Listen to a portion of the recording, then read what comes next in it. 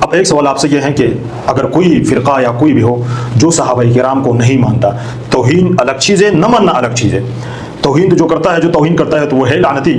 البتہ میں آپ سے پوچھتا ہوں کہ جو صحابہ کرام کو نہیں مانتا، یعنی ان کو فالو نہیں کرتا یا نہیں مانتا، تو آپ کے نزدیک ہم ان عوام کو کیا کہیں کہ بھئی جو صحابہ کرام کو نہیں مانتا وہ کیا ہے؟ دیکھیں، ہمارے علم الکلام کے اندر نا یہ کلامی مسائل ہیں۔ کلامی مسائل سے مراد یہ ہے کہ ان مسائل کے اوپر جو رسول اللہ کے ادوار کے بعد جو پیدا ہوئے اس میں علماء نے کیا کہا ہے۔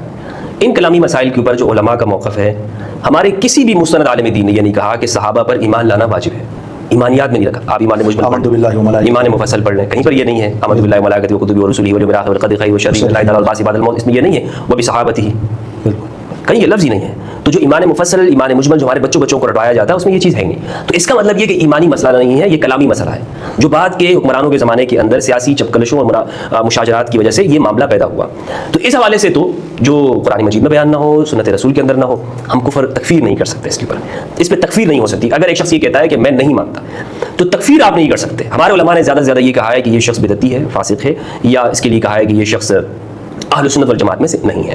یہاں ایک بات میں آپ کو بتاتا چلوں، شاہ صاحب ہم بہت غلطی کرتے ہیں کہ ہم اس سے پہلے پورا ایک مقدمہ چھوڑ کر ہم ڈائریکٹ یہ بات کرتے ہیں کہ بھائی یہ صحابہ کو نہیں مان رہا ہے لہٰذا تو یہ مسلمان نہیں ہے۔ صحابہ کون ہے؟ سوال یہ آتا ہے، اگر ہم اس کو سمجھ جائیں گے نا کہ صحابی کون ہوتا ہے، یہ سارے معاملات حل ہو جائیں گے۔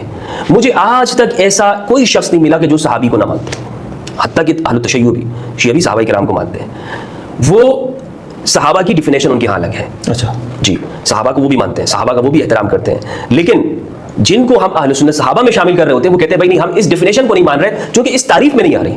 وہی بات ہو گئی جو ابو حنیفہ اور شافعی رحمہ اللہ کا اختلاف ہے کہ بھائی یہاں پر مراد اس سے وامسحوا برؤوسکم میں کیا ہے، کیا پورا سر کا مسح ہے، یا ایک بال بھی آپ کر لیں پورا ہو جائے گا، یا چوتھائی سر کا مسح ہے۔ تو یہاں پر سنی اور شیعہ میں جو اختلاف ہے وہ صحابی کے احترام میں نہیں ہے، وہ صحابی کی تعریف میں ہے۔ میں آپ کو حلفاً یہ بات کہتا ہوں کہ شیعہ بھی صحابہ کرام کا احترام کرتے ہیں، لیکن ان صحابہ کرام کو کہ جو ان کی ڈیفینیشن میں آتی ہے۔ ٹھیک۔